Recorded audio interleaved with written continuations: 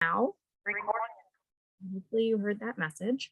The recording in progress. So we are ready for another fantastic Supercellular Friday. Tonight, I am very excited. One of our educators, Brendan Clement, who did some work with dinosaurs last summer, I said, I bet you have some cool pictures. And he said, yeah. And I said, okay, do you want to talk about them? Because I would love to hear about what you were doing. And thankfully he said yes. So I am so excited to have him here tonight. So we've got the chat. You can put questions and comments in the chat, but we also have the Q&A as an option. And just as a reminder, when you use the Q&A, other people can see your questions. And if they like your question, they can vote for it, essentially. They can like it to kind of get it up to the top of the list. And so Brendan will do his presentation, and then we'll do a full round of questions and comments at the end.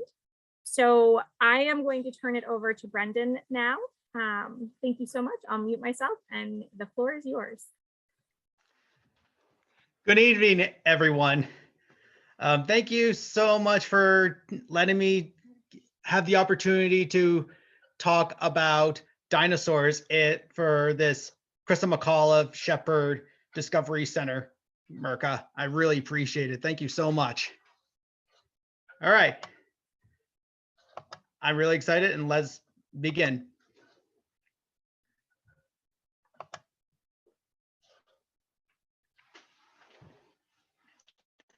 For those that don't know me, my name is Brendan Clement. I am the science educator at the McAuliffe-Shepard Discovery Center. Last summer, I had been given the opportunity to spend time as an intern working with local paleontologists at the Wyoming Dinosaur Center, located in the town of Thermopolis, Wyoming. As an intern, I had many tasks that vary each day. These tasks include inspecting vehicles, which we have to do every day so that we can go through rough terrain to get to the dinosaur sites. Giving out tours. Now there are various tours. We do dig site tours, we do bus tours, and Jeep tours. I can go into more depth with that in this session. Working in the laboratory, that's where we clean the bones. Mapping out the landscape, which what we do when we map out the fossil, where the fossils are located with a tripod and a GPS system. Most importantly, dig up dinosaur bones, and that is the top priority of my job as an intern. Now, Thermopolis, which is where I worked, has a population of roughly 3,000. The climate in Thermopolis is hot and dry, and I was not expecting it to be that hot. Thankfully, I was putting on a lot of sunblock, and I was wearing this hat and long sleeves and sunglasses, but I can go into that later. Well, because of how dry the environment, the climate is, we have low vegetation. Now, the Wyoming Dinosaur Center rents some portions of land at a cattle ranch. We dig up dinosaurs at the hilltops while the ranch owner keeps his cattle down at the valley. Now, this town, Thermopolis, is named because of the natural hot springs that the settlers built around it. Now, Wyoming is known for their venomous animals, which we had to avoid at all times. One is called a northern scorpion. Yes, they had scorpions in Wyoming, and which they like to live under rocks during the day. So, and they're roughly the same length as your thumb. And their venom is not deadly to humans, unless they are allergic. Now, none of you do you know if you're allergic to scorpion stings? Well, if you don't know, let's not find out, shall we? Now, there's also bull snakes, which are very venomous. And every time we go to a dig site, we have to look for bull snakes hiding in there, because before we bring the tourists into the dig site, They love to hide in thick vegetation, and they like to hide under the tarp at the dig site. If we see a snake, we have to call our boss, the executive director of the Wyoming Dinosaur Center, to get rid of that snake. A lot of people like to call her the snake lady because she's an expert at getting rid of them. Now, snakes do not like to be in the ground that is shaking. When we go into a dig site, and if we're digging up the bones, we are making a lot of vibrations, and that makes the snakes feel unsettled, and they scurry away so that they don't feel those vibrations anymore. So as long as we start moving and start digging around the sites, they won't bother us. However, if you're going to go to the bathroom or you're going to go to the car, you must stay in open spaces. Don't go through the bushes or any thick grass, because they'll be in there. Okay. Let's see.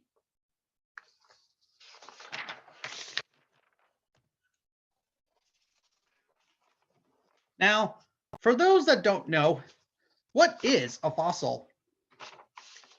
Well, the true definition is that a fossil is an impression and or remnants of organisms that once lived on Earth many periods or eons ago.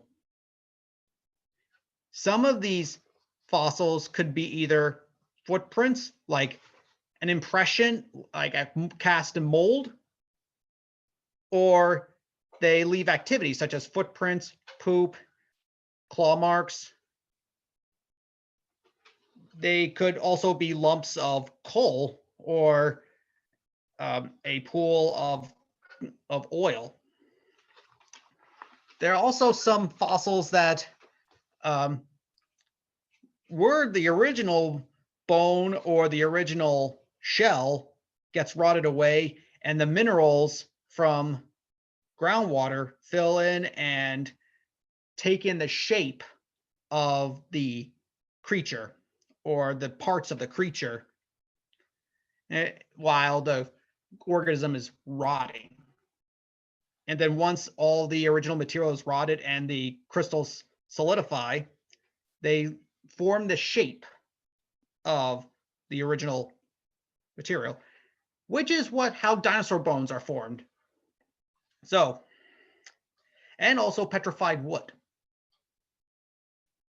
So what happens is that you get a dinosaur that dies and then gets buried in layers and layers of mud or sand or clay. And then over time, the bones will be rotting, but minerals that are dissolved in the water or traveling through the ground would be left behind and start crystallizing in the rotting cavities of the bones. So the minerals take over the space and shape of the bone after all the original bone is rotted. So we don't get the bones, we only get like the minerals that takes the shape of the bones. Does that make sense? Okay. Now, I am a man from New Hampshire that I decided to go all the way across the United States to look for dinosaurs. Now, you might be wondering, but Brendan, why did you have to travel all the way across the United States? Couldn't you just find them in New Hampshire? Geologically speaking, you can't. Because the bedrock, which is the majority of the rock that a specific land consists of, like New Hampshire is a state that's made up of mostly igneous and metamorphic rocks. That's impossible to preserve dinosaur bones. And if you don't know what igneous and metamorphic rocks are, let me refresh you. Okay?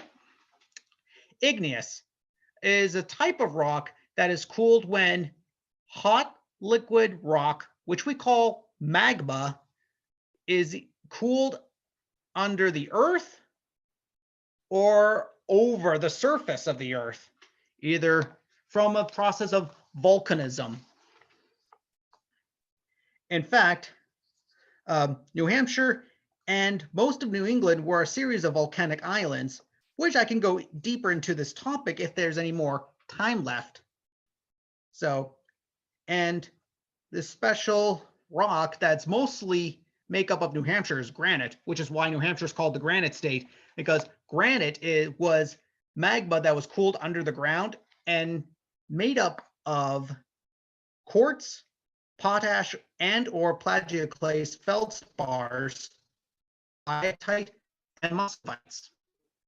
Now, since these rocks are volcanic origin, there's no way for dinosaur bones to be preserved, because if they get in contact with magma, burned, disappeared, nada. Now, metamorphic rocks basically are rocks that are rearranged by heat and pressure, like either it was igneous or sedimentary or another metamorphic rock. If they undergo extreme heat and pressure through compression or the heating of the magma, new crystals form and rearrange the original rocks to get metamorphic rocks.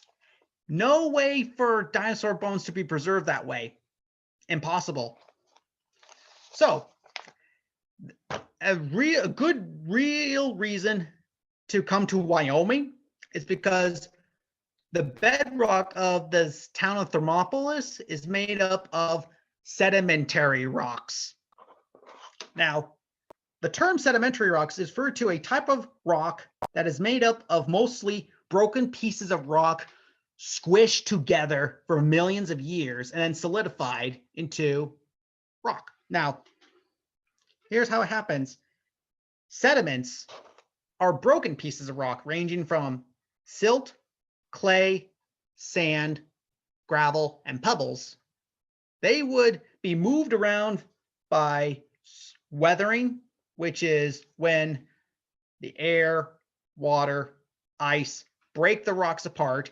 And then erosion is when we're moving the broken pieces of rock from one area to another.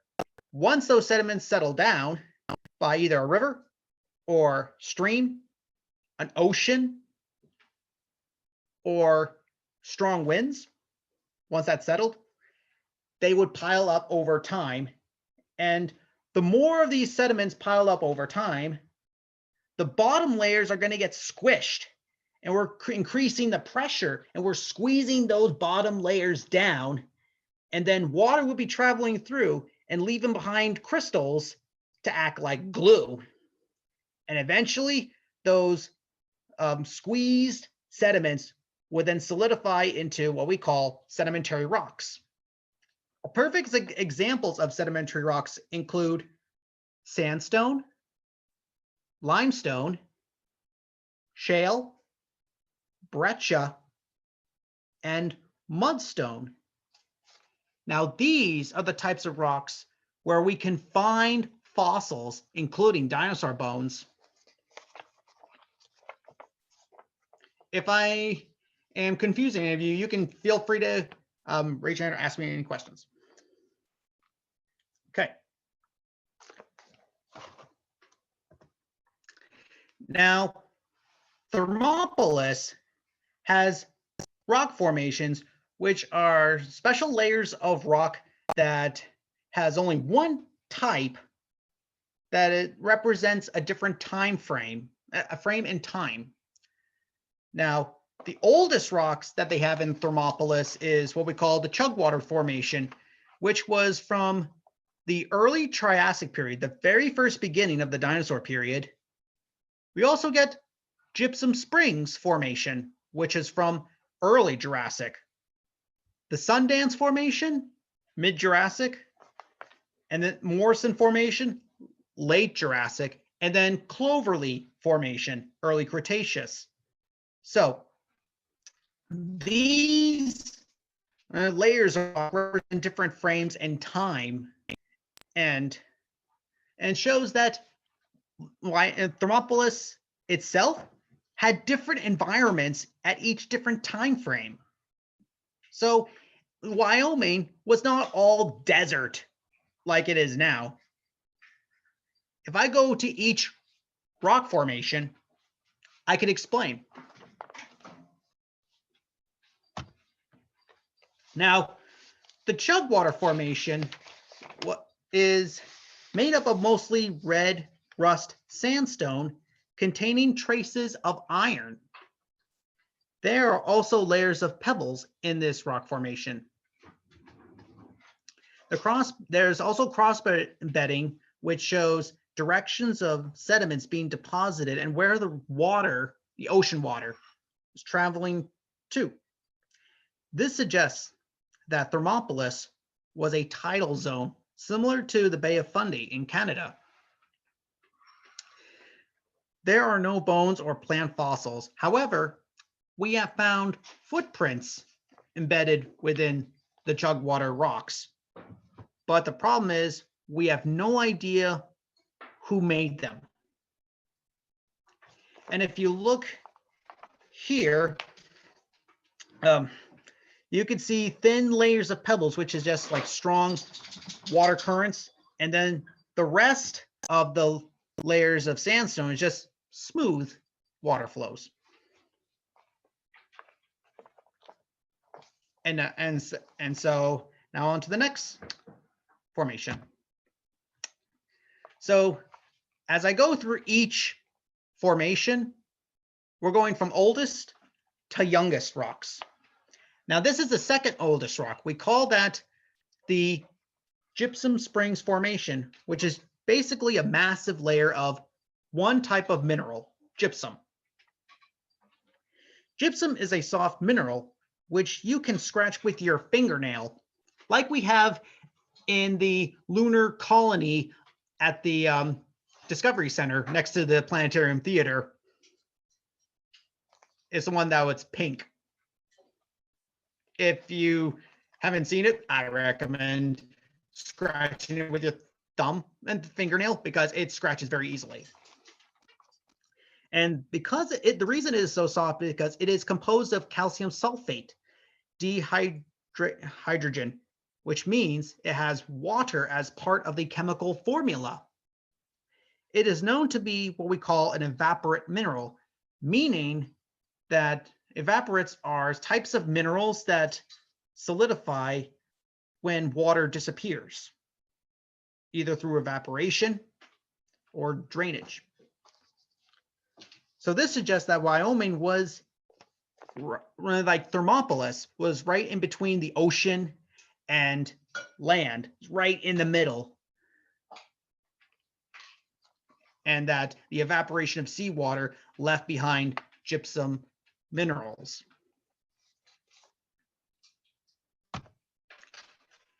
Now we're getting somewhere. Now, we're now at the Sundance Formation, which is the middle Jurassic period. Here, as I said, with each rock formation represents a change in environment of one particular location. And Thermopolis changed from in between the land and sea to at the bottom of the sea. We do know that Thermopolis was at the bottom of the sea due to the types of rocks it contained. Now, Sundance is where we finally get some fossils. So at the middle of the Jurassic period, Wyoming was submerged into the ocean. We can tell because the rocks in this particular formation contains mostly limestone associated with sandstone. So limestones are these rocks that contain mostly calcium carbonate, which came from mostly seashells or other types of other rocks that were from each group and all composed. Now, there's abundance of bivalve and mollusk fossils. Bivalves are the seashell creatures, and the mollusks are the squids or octopus creatures that also have seashells. Now, they're both mollusks, but now how they're mollusks is because they don't have segmented bodies. And great examples include excuse me, give me 1 second. Sorry, there's a little of rain right there. Excuse me. Okay. If you are walking at the Sundance Rocks, you can see toenails, but they're not really called toenails. They are called ancient prehistoric bivalve animals called devil's toenails. Ugh. There are squid species that lived in Wyoming that are referred to as belemnites, also known as bullet squids because their bodies look like bullets. There is so much of an abundance, which we think this may have been a breeding place for both bivalve animals and squid creatures. However, this would have also attracted predators, making it both a breeding ground for these mollusk creatures, as well as a hunting ground for marine reptiles. In this formation, we would get rare bones of plesiosaurs and ichthyosaurs, which were marine reptiles. Now, ichthyosaurs are the dolphin-shaped reptiles, whereas plesiosaurs are the long neck carnivores with massive flippers for swimming. Now, if I show you this picture, now this is what the environment of Thermopolis would have looked like if we are in the middle of the Jurassic period, right at the bottom of the sea, with a bunch of belemnite squids, a lot of seashell creatures swimming around, and then we get massive reptiles, like ichthyosaurs, like the dolphin one here, and the long necks called plesiosaurs and pliosaurs. Now, finally, we get to the formation that everyone wants to know about so much. So, now this is the type of formation that I want to go into more depth with, and you are all here because you want to know about this particular rock formation. So let's talk about it. The Morrison Formation.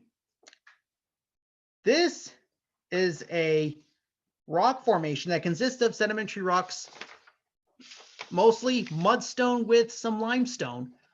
Now, mudstone tells us that Thermopolis had risen from the ocean depths and was transformed into a swamp.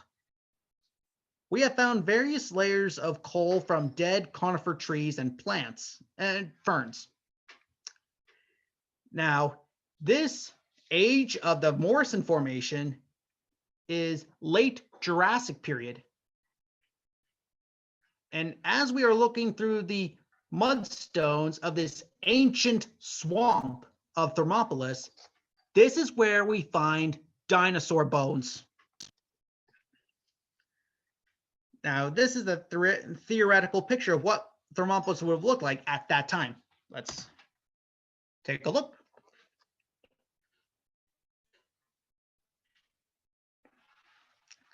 There may have been different theories to how Thermopolis went from bottom of the sea to a swamp. Some scientists think that it's because the accumulation of sediments that been piling up into the ocean. Other scientists suggest that it could be the movement of plate tectonics causing the ocean to go down and have the two continents slowly coming together, which would have caused the sea level, the land of Thermopolis to rise out of the ocean. But we're still looking into it and trying to still researching if that's possible or not. It's just theories. So let's talk about the types of dinosaurs that we have uncovered in the town of Thermopolis. One of them is the most common dinosaur called the Camarasaurus. They were long-necked plant-eating dinosaurs. Camarasaurus is similar to that of a Brachiosaurus, but shorter and more common in the area. My colleagues and I, they like to refer to them as the cows of the Jurassic, since they were more common dinosaurs found in that region. Ever tried eating a Christmas tree? Would it be like to do that? It would be sharp and pointy and painful for me. In fact, those are the most common, conifer plants are the most abundant in the forests of the Jurassic period. And those animals had to eat those in order to survive. They are able to eat that successfully with their teeth all broad spoon shaped, which allows them to rip apart those conifer plants. So since they're the primary diet, they did not chew the conifer plants. Instead, they rip that vegetation and swallow whole. To complete the digestion, they swallow stones into their stomachs to grind the food smaller. This is what these would have looked like back in the late Jurassic period. We also get other long-necked dinosaurs in this rock formation. This one is called the Diplodocus. And Diplodocus are so different from Camarasaurs because their spine alignment is more horizontal, whereas the Camarasaurs were more at an angle, like the neck was at an angle, whereas their tail is horizontal. But the Diplodocus, more horizontal.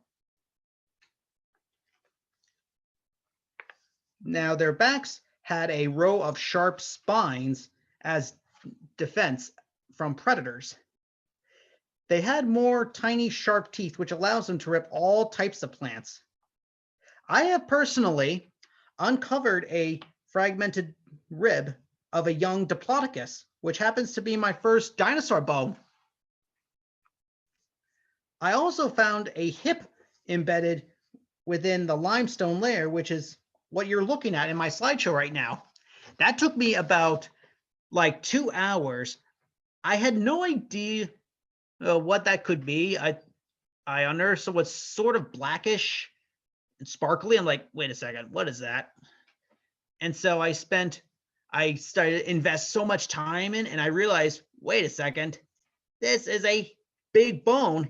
And then one of my colleagues took a look at it and he agreed with me, saying, yes, that is a bone. And while looking at the anatomy book, it turns out that that is a hip of a young Diplodocus. Based on the size of it, if this was an adult, it would have been bigger, but this was slightly smaller than that. I'm like, oh.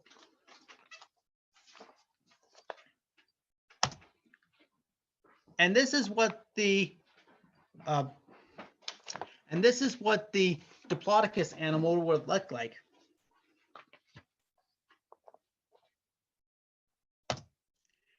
Now, give me a second. I hate to break this to you. I did not find any bones that belong to a Tyrannosaurus Rex because that dinosaur did not exist during the Jurassic period. It only existed during the late Cretaceous, which was much later in the dinosaur period. So, and I apologize if you're going to be disappointed about hearing that I'm sorry, I did not find a T-Rex. However, Thermopolis at that time had an apex predator that hunted both the Camarasaurus and the Diplodocus in that area. This dinosaur is named the Allosaurus. Allosaurus was the cousin or ancestor of the Tyrannosaurus Rex. They were shorter, but they hunted in groups called packs. They worked together, tracking down long-necked dinosaurs for food.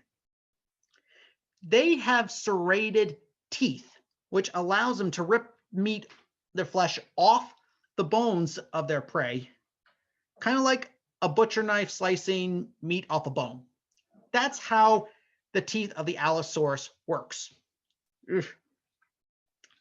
And they had longer claws than the T-Rex and had better sense of sight and smell.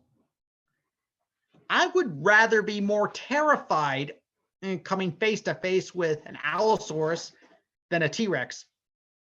One reason, they hunt in groups.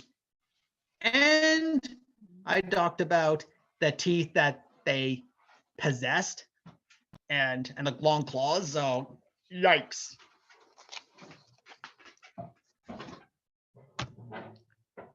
And this is what the top predator of the Jurassic period in Thermopolis would have looked like. Now, you're all probably wondering, now, how did you dug up those bones? And this is what I did. Now, I did not use a jackhammer. Nope. Did I use a hammer? No. Did I use a rock hammer? No. Or a pickaxe? No. Neither of those. Because if I did, the bones would have been shattered into multiple pieces, and that would not be good for research. So, me, my colleagues, and the tourists had to dig through the mudstone rocks using oyster knives. Yes, oyster knives. That was our primary digging tool when we were digging up dinosaur bones.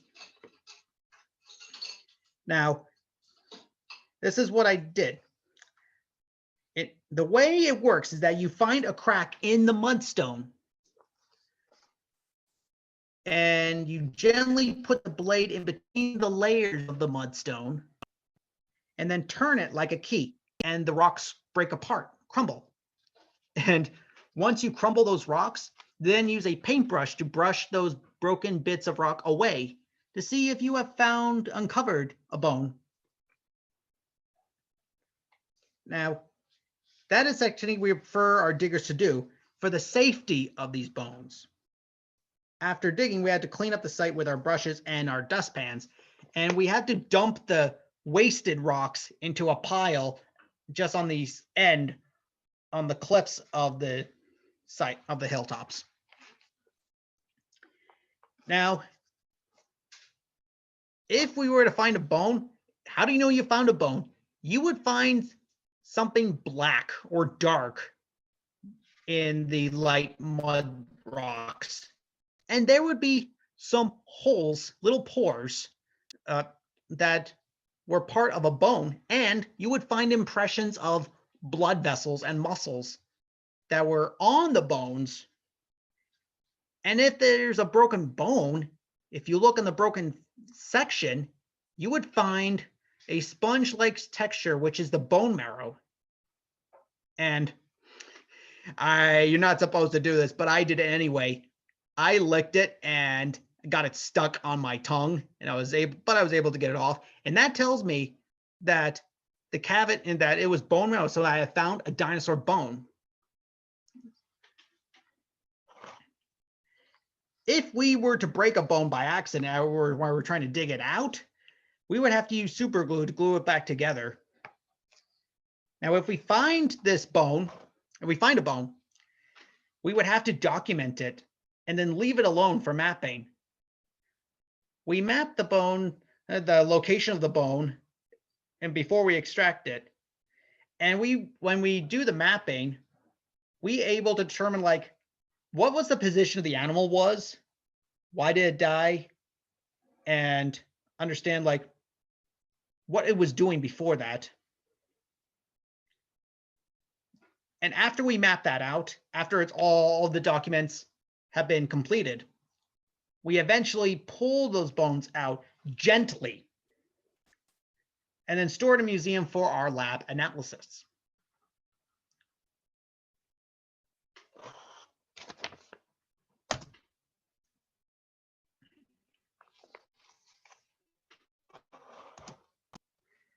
Now, the laboratory at the Wyoming Dinosaur Center has hundreds of bones from other museums belonging to a group of duck-billed dinosaurs called Maiasaurus. They are what we call the good mother dinosaurs because we found those bones associated with newly hatched youngsters. and they were one of the most populated dinosaurs during the Cretaceous period. Maiasaura are not native to Wyoming and are found in the late Cretaceous. Whenever I am assigned to work in the lab for a day, my job is to clean and the mud and rock off the bones of the Maiasaura. We use air pressure chisels to break the rocks apart, and very carefully so we don't break the bones. If you touch the chisel when it's at full power, it tickles. If I can't use a chisel, I would be scraping the mud off with a dental pick and a toothbrush with water. Once I finish the cleaning off the bones, I use super glue to put the bones together. In this photo, I have spent weeks rebuilding a shoulder blade with a gaping hole. This one right here, you see right there, this is a shoulder blade that belonged to the Maiasaura. Now, that gaping hole was a bite mark from an ancient crocodile, we think. And the dinosaur died from that bite. If it had survived, the bite mark would have been a massive lump of newly healed bone instead of a hole, because since there was a gashing hole, it might have died from being attacked by a carnivore.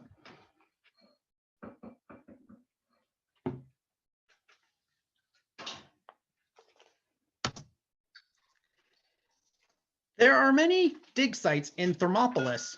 One of them is called Something Interesting. Yes, we get criticized for not coming up with good names of sites. But we do work hard coming up with the names of dinosaurs. That's a plus. But we have like names of sites such as Foot Site, Cheryl's Blind, or what was that one called? DF. Oh, come on. Well, one of them is called Foot Site. That's the one I remembered.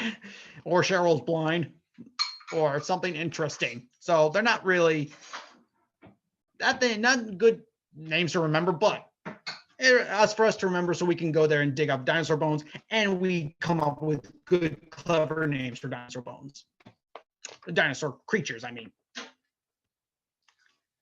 Something Interesting is a site where we take tourists on a bus ride there. There is a skeleton of a young Camarasaurus with Allosaurus teeth scattered all over the place. This suggests and confirms that it is a feeding ground for those predators. We do have a massive boulder behind a white curtain.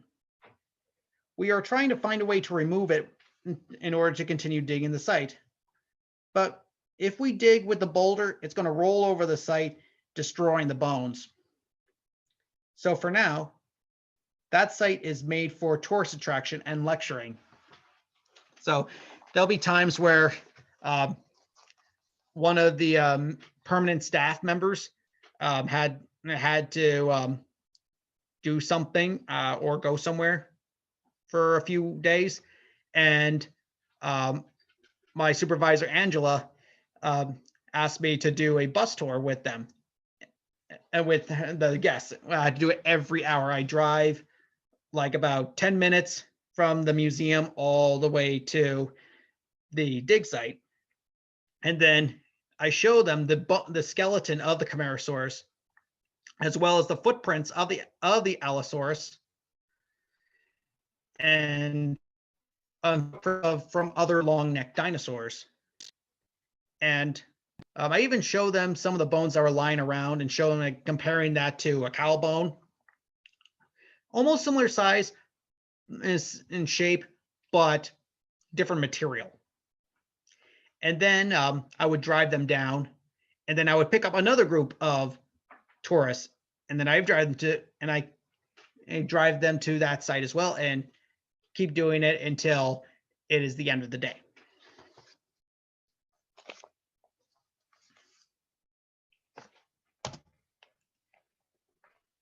This right here is a Supersaurus skeleton. That Supersaurus are the third largest dinosaurs to live on land. Now, it's about over 100 feet in length. Jimbo, which is our friend here, was found in Wyoming, but there are so many bones missing due to the decomposition before fossilization took place. So what I mean by that is when a dinosaur dies and gets buried, the fleshy tissue would be rotting quickly, and then the bones would start to rot. And while the bones are rotting, the rotting, and then as the bones are rotting. Oh, excuse me, 1 second. Oh, check. Yes, it does get your attention. Indeed, I agree, Carl. Now, this is not a real skeleton. This is just a replica.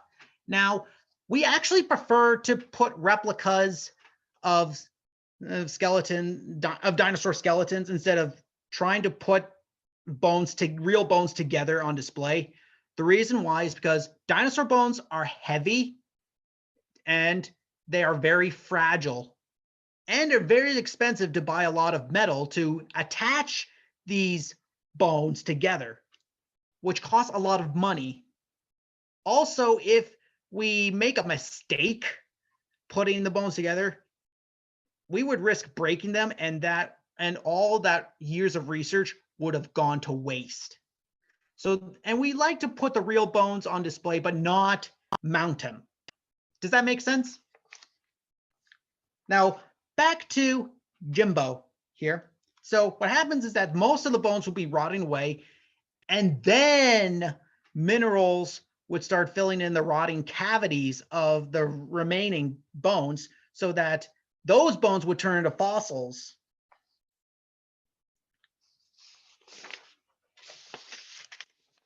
So,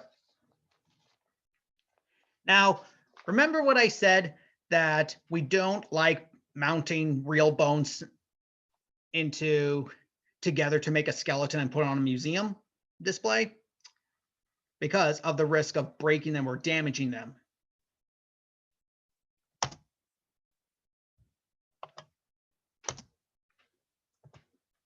There we go.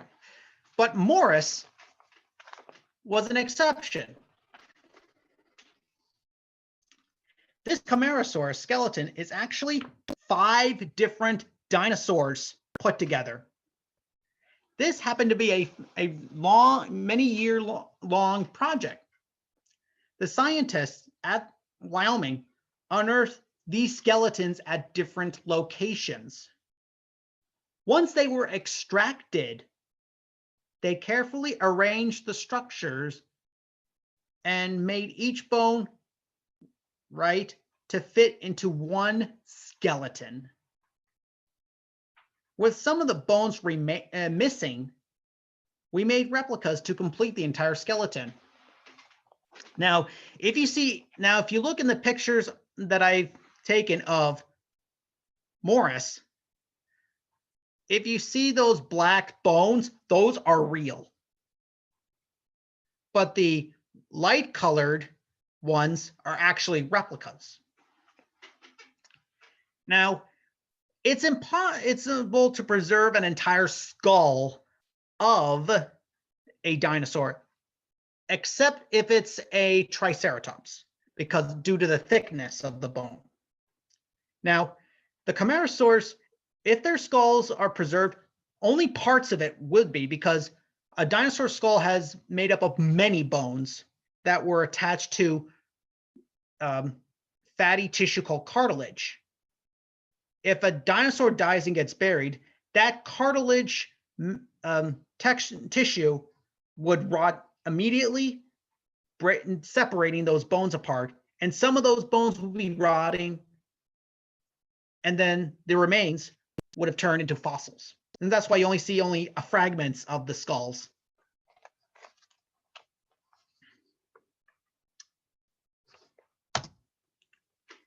My friend Alex at the internship, who is one of my good friends, she told me that good fossils tell sad stories. Unfortunately, she is right. A good example is the replica skeleton of the Tyrannosaurus Rex called Stan. Now, before I go into this story, I just want to say, now, this is not a dinosaur we have on Earth. This is just a replica that was found of a skeleton that was found in Montana, I believe. Now, the real skeleton of this Tyrannosaurus Rex was bought by a billionaire and then stored into a mansion with an unknown location, so no one can find it. So scientists made a bunch of replicas of that particular skeleton and displayed it in many museums around the country. Now, that's not the sad part about this animal. This, my friend, this was an old man that lived to be close to about 30 years old. The bones in the skeleton show that he had a rough life. The lower jaw was riddled with holes, which were bite marks. Tyrannosaurus rex are the apex predators of the Cretaceous period who bite through anything they hunt. They possess the strongest jaws in the animal kingdom because of their thick and bulky jaw muscles, which allows them to break apart bones while eating. Yet some animal dared to bite this dangerous dinosaur. Now, what could have dared to even take a bite from that particular T-Rex? And the answer was Stan is another Tyrannosaurus Rex. So Stan would have been in many fights with other T-Rex for mates, food, and territory, since they were solitary animals. There is a bony mass at right where the skull and the spine meet. And that was a healed bone, as Stan broke his neck but survived. Because after he broke his neck, the bone, there would have been new bone healing over that broken section. And if there was no lump or healed bone at that broken section, then Stan would have died from a broken neck. But since there was a massive lump, that tells us, oh, he survived. So he did not die from that. However, as he was getting older, he was developing arthritis. We know this because his left hip and leg were all crooked and brittle through wear and tear. As his condition worsened, he wasn't able to run and hunt down prey for food, as when he moves, it hurts the leg and the hip. So if you can't run or if you can't hunt, you can't hunt, because if you can't move very well, you can't hunt. And so he would have been dragging his leg while trying to hunt down an animal. But the animals would have run away quickly. It would have escaped, and he couldn't grab anything. So sadly, he basically died of starvation as the result of his severe case of arthritis.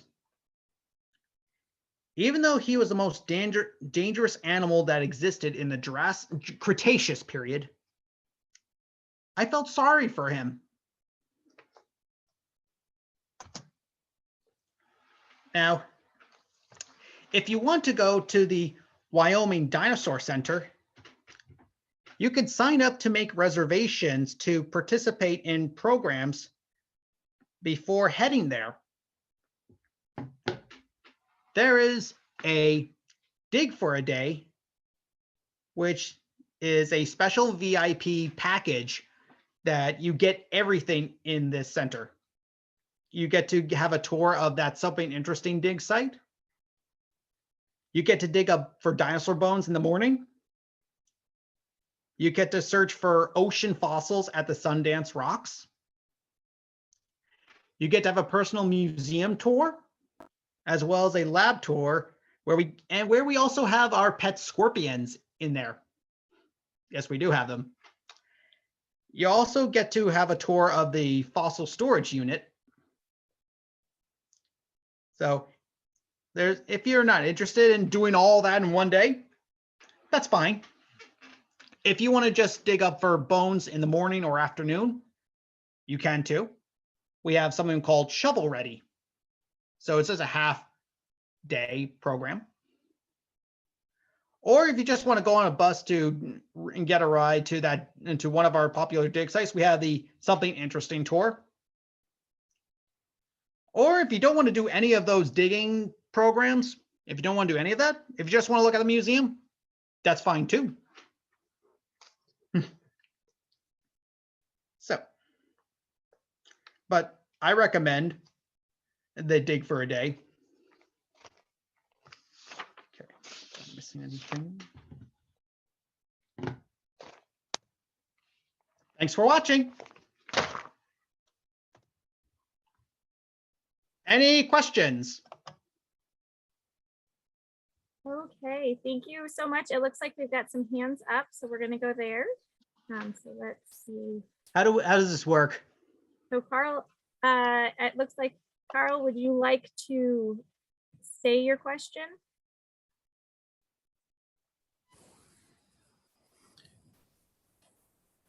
Yes, can you hear me? Yes. Yes, we can hear you. Okay, wonderful. Hey, so I was at the this museum back in 2019, and it's fantastic. It's one of the best dinosaur museums that I've ever been in. I really loved it. What really caught my attention were two fossils, one of them being the ichthyosaur giving birth. Yes. Is that the original? That is the original fossil, yes. Wow, because I remember reading about that fossil when I was a little kid. That is such a sad specimen. I get every time I walk in the museum, show the kids what happened. I just get a gut feeling every time I describe that fossil. Yeah, for those who haven't seen it, can you describe it? Yes. What happens is that it's a big slab of shale rock with one side of the skeleton of the ichthyosaur. Well, the ichthyosaur is the dolphin-shaped reptile. And we could tell that it was giving birth because we found a little tiny skeleton right under it. And we think that it died giving birth. We don't know if it drowned or it was running away from larger predators like the Laplorodon or the plesiosaurs or pliosaurs. I don't have the pictures with me, but I could write down the names of what those predators were. It might have been chased and then lost its energy. That's a theory. The other fossil that I thought was really interesting was the track of a crab that's like 12 feet long, where there's this giant slab of sandstone or the like. Yep. That's got a crab track on it. At the end of the track is the crab. Now, how do you find something like that without accidentally destroying it?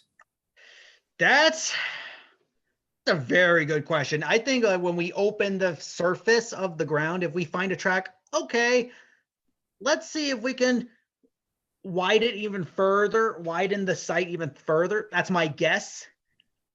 And then open parts, maybe dismantle parts of it, but then put it together. Well, literally put it together. Well, we don't really glue it together. We just mount it together. You know what I mean? Yeah, makes sense. And Karima, did I say that right? Karima, what's your question? So what came before the dinosaurs existed? Oh, that's a very good question. In fact, there were so many different life form and organisms that existed before dinosaurs. We had the ancient bacteria, we had algae, and then ferns, and then we had first we had these crab-like creatures called trilobites, which were these shelled worms that had a big head and then had these little legs. Think of a very short centipede that's flattened. Those were very common throughout Earth for millions of years. And then we had fish. We have different various squids, mollusks, and lobster, different crabs, different arthropods, different spiders, insects, and even ancient reptiles before dinosaurs, and also prehistoric mammals Dimetrodon, which happens to be a mammal because of the hole behind its eye socket. Reptiles would have 2 holes on the back of its eye sockets. Mammals would have 1 on the back of its eye socket. And the Dimetrodon, the long sail-fin creature, was a mammal. A proto-mammal, to be more precise. Basically, the very first mammals. Well, it's transitioning from reptile to mammal. Thank you. Okay, thank you. You're welcome. Does anyone have any other questions for me?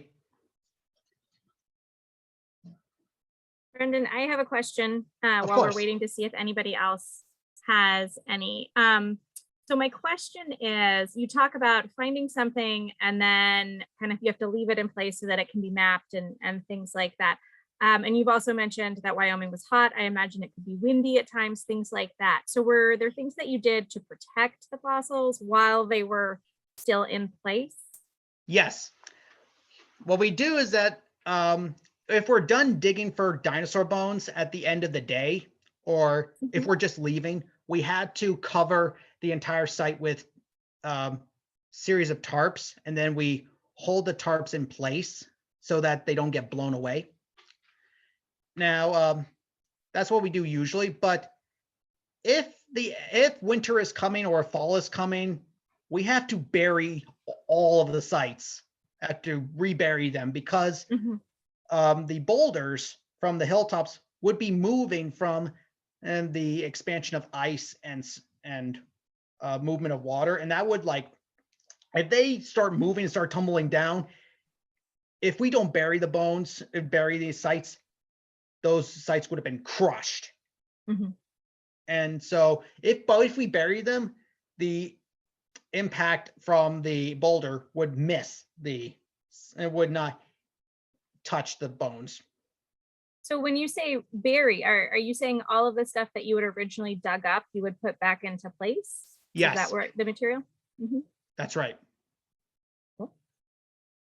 If anyone has other questions, please feel free to put them in the chat or raise your hand or use the Q&A. I have kind of more of an opinion question for you. What was the hardest part of doing this? What was the most difficult thing for you? Well, the most difficult thing for me was being in the hot sun. That was when I first came to Thermopolis for the very first time, when I was looking at the museum and meeting my supervisors, I felt my body was on fire because we were at 4,000 feet above sea level, and it was so dry, and I thought I was I could feel my skin burning. I could feel my clothes on fire.